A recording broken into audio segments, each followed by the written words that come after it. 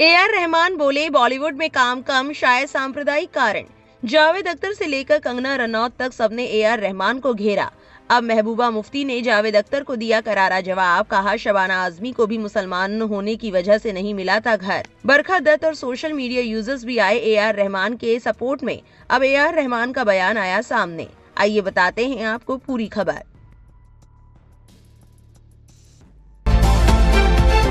You are watching Kali News. संगीतकार AR Rahman ने कहा कि बॉलीवुड में अब उनके पास काम नहीं आता, क्योंकि पिछले 8 सालों में सत्ता का संतुलन बदल गया है और वो लोग फैसले ले रहे हैं जो क्रिएटिव नहीं है।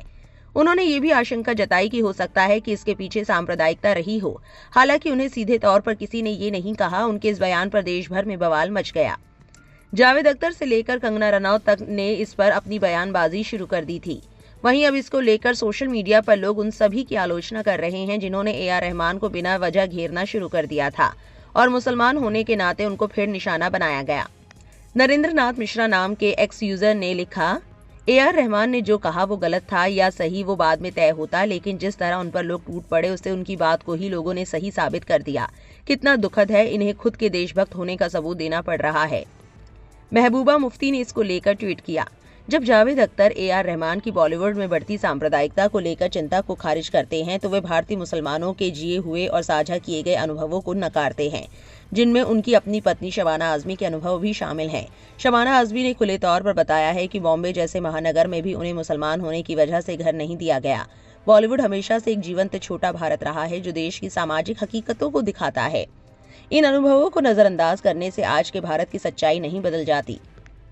बरखा दत्त ने एक्स पर लिखा, भारत मेरी प्रेरणा है। संगीत मैस्ट्रो AR रहमान ने ये वीडियो विवाद के बाद जारी किया, जो उन्होंने BBC एशिया को दिए इंटरव्यू में फिल्म इंडस्ट्री में पावर शिफ्ट और ये कि उन्हें आज पहले की तरह कम काम मिलता है, सांप्रदायिक हो सकता है जैसी बातों पर किया था। इंटरव्यू में उन्होंने ये नहीं बताया कि उन्होंने खुद क्या अनुभव किया, सिर्फ कहा कि ये उन्हें चाइनीज विस्पर्स के जरिए बताया गया। कौशिक राज ने एक्स पर लिखा, तो भारत के सबसे बड़े संगीतकारों में से एक को अपनी देशभक्ति साबित करनी पड़ रही है। हम यहाँ तक आ गए हैं, हम लोगों को अपनी बात कहने की आजादी नहीं देते। आपको बता दें कि इंस्टाग्राम पर एक वीडियो शेयर कर रहमान ने कहा कि उनका इरादा किसी को दुख पहुंचाने का नहीं रहा और उन्हें भारतीय होने पर गर्व है। भारत को अपना घर और प्रेरणा बताते हुए रहमान ने अपने प्रोजेक्ट्स के जरिए भारत की विविधता को सेलिब्रेट करने की तमाम मिसालें दी। उन्होंने ये भी कहा कि ये देश सभी को अभिव्यक्ति की आजादी देता है और अलग अलग संस्कृतियों की आवाजों को अपनाता है। AR रहमान ने कहा, संगीत हमेशा से मेरे लिए लोगों से जुड़ने, जश्न मनाने और संस्कृति को सम्मान देने का तरीका रहा है। भारत मेरी प्रेरणा है, मेरा गुरु है और मेरा घर है।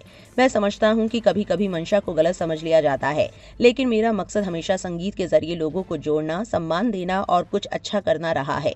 मेरा कभी किसी को दुख पहुंचाने का इरादा नहीं रहा और मुझे उम्मीद है कि मेरी सच्चाई आप तक पहुंचेगी।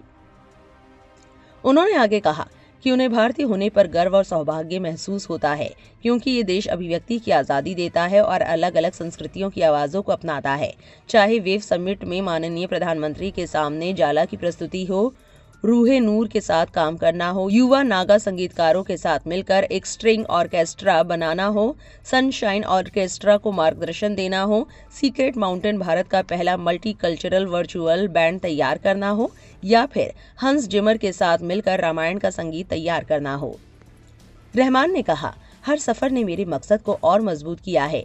मैं इस देश का दिल से आभारी हूँ और ऐसे संगीत के लिए पूरी तरह से जिम्मेदारी के साथ हूँ, जो अतीत का सम्मान करे, वर्तमान का जश्न मनाए और भविष्य को मोटिवेट करे।